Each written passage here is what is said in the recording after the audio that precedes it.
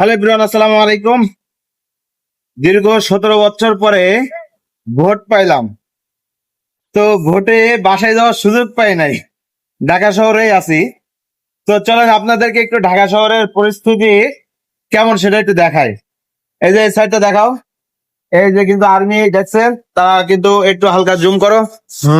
Army গুলো দেখছেন, পুরো ঢাকা শহর কিন্তু তারা টহল দিয়ে ঘুরে ঘুরে বেড়াচ্ছে। আর্মি আছে, র্যাব, পুলিশ, মানে সমস্ত সেনা সদস্যরা কিন্তু এভাবে ঘুরে ঘুরে বেড়াচ্ছে। এবং ওপাশে কিন্তু ভোট চলতেছে। এবং রাস্তার এপাশে যদি দেখাই, রাস্তার এপাশেও কিন্তু ডান বাম দুই সাইডেই চলতেছে। তো আমি এখন অবস্থান করতেছি হচ্ছে রামপুরা টিভি সেন্টার।